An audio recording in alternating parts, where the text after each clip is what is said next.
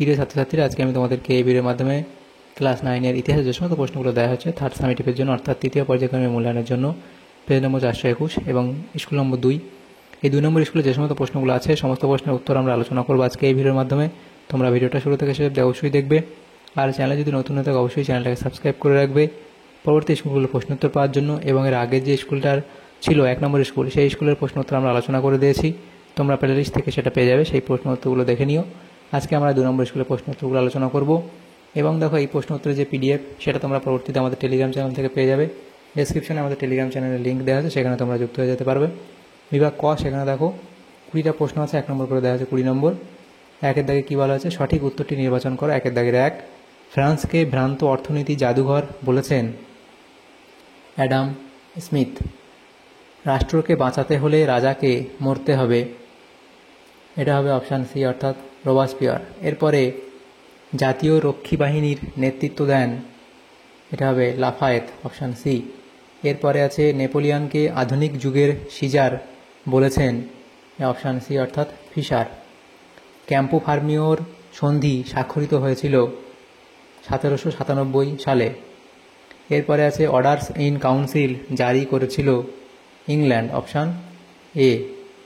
পার্লামেন্টের নির্দেশে ফ্রান্সের সিংহাসনে বসেন লুই ফিলিপ, অপশান সি। এরপরে আছে কি, ব্রেড অর লেড স্লোগানটি কোন বিপ্লবের সময় দেওয়া হয়? ফরাসি বিপ্লব, অপশান এ। এরপরে আছে জোলভেরাইন শুল্ক সংঘ গঠিত হয়েছিল 1818 সালে, অপশান বি। পৃথিবীর কর্মশালা বলা হয় যে দেশকে, সেটা হবে ইংল্যান্ড, অপশান বি। এরপরের প্রশ্ন, উড়ন্ত মাকু আবিষ্কার করেন জন কে, অর্থাৎ অপশান ডি। এরপরে আছে দাস ক্যাপিটাল এখানে দেওয়া আছে, দেখো 12 দাগের প্রশ্ন। দাস ক্যাপিটাল গ্রন্থটি প্রকাশিত হয়েছিল 1867 সালে, অপশান বি হবে এখানে সঠিক উত্তর। এরপরে দেওয়া আছে 13 দাগের প্রশ্ন, রুশিকরণ নীতি কার্যকর করেন, সেটা এখানে বলা আছে কি, প্রথম নিকোলাস। এরপরে প্রশ্ন, রাশিয়ার সোশ্যাল ডেমোক্রেটিক ওয়ার্কার্স পার্টির মুখপত্র হল ইস্ক্রো, অপশান বি। এরপরে নতুন অর্থনীতি চালু করেন রুজভেল্ট, অপশান এ। এরপরে প্রশ্ন, রোম বার্লিন অক্ষ চুক্তি স্বাক্ষরিত হয়েছিল কখন? এটা হবে 1936 সালে। পার্ল হারবার বন্দর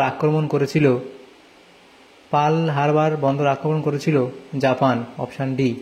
এরপরে আন্তর্জাতিক শান্তি হল কাপুরুষের স্বপ্ন, উক্তিটি কার? সেটা হবে অপশান সি, অর্থাৎ হিটলারের। এরপরে লিগ অব নেশনস এর সদর দপ্তর অবস্থিত ছিল জেনেভায়, অপশান সি। সমৃদ্ধ জাতিপুঞ্জের বর্তমান মহাসচিব হলেন অ্যান্টোনিও গুটারেস। তাহলে এমসিকিউটার যেটা ছিল 20টা প্রশ্ন, সেটা হয়ে গেল। এরপরের প্রশ্নগুলো কি? বিভাগ খ, সেখানে আমাদের বলা আছে 16টা প্রশ্ন, 1 নম্বর করে 16 নম্বর দেওয়া হয়েছে এখানে। 2-এর দাগের প্রশ্ন, উপবিভাগ এ, একটি বাক্যে উত্তর দাও। প্রথম প্রশ্ন, 1-এর দাগের প্রশ্ন কি বলা আছে? ফরাসি পার্লামেন্টকে কি বলা হতো? লিখবে সিনেট। এরপরে প্রশ্ন, ইউরোপীয় শক্তি সমবায় কে গঠন করেন? লিখবে বিসমার্ক। এরপরে প্রশ্ন, 3-এর দাগের প্রশ্ন, সেটা কি বলা হয়েছে? এমস টেলিগ্রাম কে সংবাদপত্রে প্রকাশ করেন? লিখবে বিসমার্ক। এরপরে প্রশ্ন, জাতিপুঞ্জ দিবস কবে পালিত হয়? 24শে অক্টোবর। এরপরে সত্য মিথ্যা নির্ণয় করো। প্রথম প্রশ্ন, পঞ্চদশ লুইয়ের অর্থমন্ত্রী ছিলেন তুর্গ, ঠিক বলা হয়েছে এটা। এরপরে বার্লিন ডিক্রি জারি করেন মেটারনিক, এটা ভুল বলা হয়েছে। নেক্সট প্রশ্ন, ফ্রাঙ্কফুর্ট পার্লামেন্ট গঠিত হয়েছিল জার্মানিতে, এটা সত্য। এরপরে ইংল্যান্ডের আদি সমাজতান্ত্রিক নেতা ছিলেন সেন্ট সাইমন, এটাও ঠিক বলা হয়েছে। তাহলে এগুলো ঠিক বলা হয়েছে। এরপরে উপবিভাগ সি, সেখানে আমাদের মানচিত্র আঁকতে বলা হয়, মানচিত্রতে দেখাতে বলা হয়, স্থানগুলো চিহ্নিত করতে বলা হয়েছে, এগুলো আমরা করবো না, চলে আসবো পরবর্তী প্রশ্নতে। উপবিভাগ ডি, সেখানে যে প্রশ্নগুলো এখানে আছে দেখো, বাম দিকের সঙ্গে ডান দিক মেলাতে বলা হয়েছে। প্রথম আছে কি, টেনিস কোর্টের শপথ, এটা এখানে মিলবে ফরাসি বিপ্লব। দ্বিতীয় ফরাসি প্রজাতন্ত্র, সেটা মিলবে এ, শিল্প বিপ্লব। শ্রম বিভাজন নীতি, সেটা মিলবে রুশ বিপ্লব। এবং জারতন্ত্রের অবসান সেটা হবে ফেব্রুয়ারি বিপ্লব। এরপরে ওবিভাগ ই, নিম্নলিখিত বিবৃতিগুলির সঠিক ব্যাখ্যাটি নির্বাচন করো। প্রথম বিবৃতি, ফ্রান্সের শিল্পায়ন ছিল ধীরগতি সম্পন্ন। এখানে তোমাদের ব্যাখ্যা সিটা সঠিক হবে। ফ্রান্সে কাঁচামালের অভাব ও রাজনৈতিক অস্থিরতা শিল্পায়নে বাধা দান করে। বিবৃতি 2 কি বলা হয়েছে, স্পেনের গৃহযুদ্ধে হিটলার ও মুসোলিনি জেনারেল ফ্রাঙ্কোকে সমর্থন করেছিল। এখানে তোমাদের যেটা সঠিক ব্যাখ্যা হবে সেটা হচ্ছে অপশান সি, ফ্রাঙ্কোকে সমর্থন করে একনায়কতন্ত্রী জোটের শক্তি বাড়াতে চেয়েছিল তারা। এরপর বিবৃতি 3 কি বলা হয়েছে, দ্বিতীয় বিশ্বযুদ্ধের পর সোভিয়েত রাশিয়া ওয়ারাশ চুক্তি স্বাক্ষর করে। এখানে তোমাদের ব্যাখ্যা বিটা সঠিক হবে। কমিউনিস্ট দেশগুলিকে জোটবদ্ধ করে পশ্চিমী আগ্রাসন রোধ করার জন্য। এরপরে 4 নম্বর বিবৃতি বলা হয়েছে, উগ্র জাতীয়তাবাদ সর্বদাই আন্তর্জাতিকতাবাদের পরিপন্থী। তাহলে এখানে দেখো যেটা সঠিক হবে ব্যাখ্যা, এটা সঠিক হবে, উগ্র জাতীয়তাবাদ সংকীর্ণ ও স্বার্থপর আদর্শে বিশ্বাসী। তাহলে 4 নম্বর যে বিবৃতি সেটা এখানে তোমাদের সঠিক হবে। অর্থাৎ 4 নম্বর বিবৃতিতে অপশান এ সঠিক হবে তোমাদের। এরপরের যে প্রশ্নগুলো আছে দেখো, বিভাগ গ, সেখানে আমাদের 11টা প্রশ্ন 2 নম্বর করে, এখানে 22 নম্বর দেওয়া হয়েছে। তো সেগুলো নেক্সট পেজে আলোচনা করবো আমরা। প্রথম যে প্রশ্ন ছিল, ফরাসি বিপ্লবের জনক কাকে বলা হয় এবং তার লেখা একটি গ্রন্থের নাম লেখো। তাহলে ফরাসি বিপ্লবের জনক কে লিখবে, এভাবে রুশোকে বলা হয়, এবং তার লেখা গ্রন্থের নাম লিখবে সোশ্যাল কন্ট্রাক্ট। গ্রন্থটিকে ফরাসি বিপ্লব বাইবেল বলা হয়, তাহলে তার একটা গ্রন্থের নাম এটা লিখবে সোশ্যাল কন্ট্রাক্ট। এরপরে টেনিস কোর্টের শপথ কি, সেটা তোমরা এফ দিয়ে লিখবে, টেনিস কোর্টের শপথ কি। চতুর্থ শক্তিজোট কবে ও কাদের নিয়ে গঠিত হয়েছিল সেটা লিখবে। পোড়ামাটির নীতি কি, ভিয়েনা সম্মেলনে কে সভাপতি করে এবং এই সম্মেলনে গৃহীত 2টি নীতির নাম লেখো। তাহলে সভাপতি কে করেছিল সেটা লিখবে এবং তার নীতির নামগুলো লিখবে। 2টি নীতি, এখানে 3টি নীতির নাম দেওয়া আছে, তো 2 লিখলে হবে, 1, 2, 3টে দেওয়া আছে, তোমরা 2 লিখলেও হবে। এরপরে প্রশ্ন, রেসিজিমেন্টো কি, সেই সম্পর্কে এফ দিয়ে লিখবে। ঔপনিবেশিক প্রতিদ্বন্দ্বিতা বলতে কি বোঝায়। মুক্তদার নীতি কে কবে ঘোষণা করে, তাহলে মুক্তদার নীতি কে কবে ঘোষণা করে সেটা লিখবে। হুভার মোরাটোরিয়াম কি, তারপর ফ্যাসিস্ট কথার অর্থ কী এবং ফ্যাসিস্ট দলের মুখপত্রের নাম কি, সেটা তোমরা এফ দিয়ে লিখবে। এরপরে আছে অপারেশন বারবারোসা কি, সেটা লিখবে।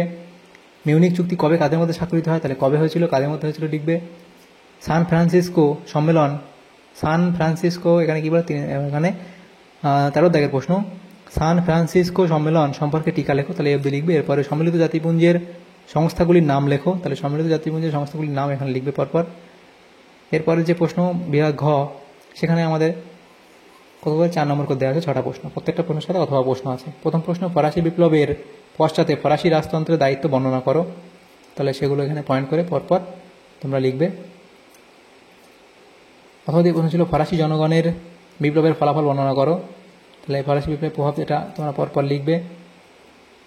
এখানে দেখো এতগুলো, এখানে 6টা পয়েন্ট লিখবে। দ্বিতীয় প্রশ্ন, ফ্রান্সে নেপোলিয়ান বিরোধী প্রতিক্রিয়ার কারণগুলি লেখো। এরপরের প্রশ্ন কি আছে, অথবা দিয়ে প্রশ্ন, নেপোলিয়ানের পতন ঘটেছিল কেন, তাহলে ভূমিকায় নেপোলিয়ানের পতনের কারণ বলে এই যে এখানে পয়েন্টগুলো দেওয়া আছে, টোটাল আমাদের 8টা পয়েন্ট দেওয়া আছে, শেষে উপসংহার লিখবে অবধি। এরপরে আছে কি 3 দাগের প্রশ্ন। 3 দাগের প্রশ্নতে কী বলা হয়েছে, যে মেটারনিক, 3 দাগে বলা আছে মেটারনিক ব্যবস্থা কী এবং কেন এই ব্যবস্থা ব্যর্থ হয়েছিল, তাহলে সেই সম্পর্কে এই পয়েন্টগুলো করে তোমরা ব্যর্থতার কারণ লিখবে, এই অবধি লিখে দেবে। এরপরে আছে অথবা দিয়ে প্রশ্ন, 1848 খ্রিস্টাব্দে ফেব্রুয়ারি বিপ্লবের কারণগুলি বর্ণনা করো, তাহলে বিপ্লবের কারণ তোমরা এখানে পরপর এখানে পয়েন্টগুলো করে লিখবে। 4 দাগের প্রশ্ন, ইংল্যান্ডের প্রথম কেন শিল্প বিপ্লব ঘটেছিল, তাহলে ইংল্যান্ডে প্রথম শিল্প বিপ্লব ঘটার কারণ অনুকূল পরিবেশ, কাঁচামালের যোগান, সুলভ শ্রমিক, মূলধনের প্রাচুর্য, বিশ্বব্যাপী বাজার, যোগাযোগ ব্যবস্থার উন্নতি, এই পয়েন্টগুলো করবে। এরপরে পয়েন্ট লিখবে 7 নম্বর, বাণিজ্যের গুরুত্ব বৃদ্ধি, বৈজ্ঞানিক আবিষ্কার, রাজনৈতিক স্থিরতা, তাহলে এবং শেষে উপসংহার লিখবে। অথবা এই প্রশ্ন ছিল, ভারতকে ব্রিটিশ সাম্রাজ্যের রত্ন বলা হয় কেন, ব্যাখ্যা করো, এটা লিখবে। এরপরে যেটা প্রশ্ন আছে 5 দাগের প্রশ্ন, সেটা বলা আছে ভার্সাই সন্ধির অর্থনৈতিক শর্তাবলী আলোচনা করো, তাহলে ভার্সাই সন্ধির অর্থনৈতিক শর্তগুলো এখানে এই অবধি লিখে দেবে। অথবা এই প্রশ্ন ছিল, এই প্রশ্নের সাথেই জার্মানিতে নাৎসি দলের উত্থানের কারণগুলি লেখো, তাহলে নাৎসি দল প্রতিষ্ঠা বলে পয়েন্ট করে তোমরা নাৎসি দলের যে উদ্ভবের কারণ সেই পয়েন্টগুলো করে এই অবধি তোমরা লিখবে। এরপরে 6 দাগের প্রশ্ন, ফ্যাসিবাদ ও নাৎসিবাদের সঙ্গে গণতান্ত্রিক আদর্শের পার্থক্য লেখো, তাহলে এখানে পার্থক্যগুলো লিখবে। এরপরে অথবা দিয়ে প্রশ্ন ছিল, রাশিয়াতে হিটলার কেন পরাজিত হয় সংক্ষেপে লেখো, তাহলে সেটা এই অবধি লিখবে। এরপরে আছে কি বিভাগ উঙা, সেখানে যে প্রশ্নগুলো আছে 8 নম্বরের প্রশ্ন, একটা প্রশ্ন উত্তর করতে হয়। টোটাল এখানে 3টে প্রশ্ন দেওয়া আছে। প্রথম প্রশ্ন, ক্রিমিয়ার যুদ্ধের কারণ ও ফলাফল লেখো। তাহলে প্রত্যক্ষ কারণ লিখবে এবং পরোক্ষ কারণ বলে পয়েন্ট করে লিখবে এবং ক্রিমিয়ার যুদ্ধের ফলাফল শেষে লিখবে। প্রত্যক্ষ ফলাফল, পরোক্ষ ফলাফল এত অবধি লিখতে হবে। এরপরে প্রশ্ন 2 দাগে, 1917 খ্রিস্টাব্দে রুশ বিপ্লবের পটভূমি বর্ণনা করো। ভূমিকা লিখবে পটভূমি, সামাজিক পটভূমি, অর্থনৈতিক পটভূমি, রাজনৈতিক পটভূমি বলে এই পয়েন্টগুলো করবে এবং শেষে উপসংহার লিখবে। এরপরে প্রশ্ন যেটা দেওয়া আছে 3 দাগের প্রশ্ন, দ্বিতীয় বিশ্বযুদ্ধের কারণগুলি বর্ণনা করো। তাহলে ভূমিকা, দ্বিতীয় বিশ্বযুদ্ধের কারণ, তাহলে পরোক্ষ কারণ এই যে পয়েন্টগুলো, ভার্সাই সন্ধির বিরুদ্ধে প্রতিক্রিয়া, উগ্র জাতীয়তাবাদ, অতৃপ্ত জাতীয়তাবাদ, ঔপনিবেশিক প্রতিদ্বন্দ্বিতা, ইংল্যান্ড ও ফ্রান্সের তোষণনীতি, নিরস্ত্রীকরণ সম্মেলনের ব্যর্থতা, জাতিসংঘের ব্যর্থতা, পরস্পর বিরোধী শক্তিজোট গঠন এবং প্রত্যক্ষ কারণ হিটলারের পোল্যান্ড আক্রমণ। এই পয়েন্টগুলো করে লিখবে, তাহলে এই প্রশ্ন উত্তর হয়ে যাবে। তাহলে দেখো এখানে যে প্রশ্নগুলো ছিল আমাদের ক্লাস 9-এর থার্ড সামেটিভের জন্য 2 নম্বর স্কুল ইতিহাসের সমস্ত প্রশ্নের উত্তর আমরা আলোচনা করলাম আজকে এই ভিডিওর মাধ্যমে। তোমাদের যদি সামান্যতম উপকার এসে থাকে ভিডিওটা অবশ্যই লাইক করবে এবং বেশি বেশি করে বন্ধুদের সাথে শেয়ার করবে এবং পরবর্তী যে স্কুলগুলো আছে সেগুলোর প্রশ্ন উত্তর পাওয়ার জন্য অবশ্যই তোমরা আমাদের চ্যানেলটাকে সাবস্ক্রাইব করে রাখবে। Thank you, thanks for watching.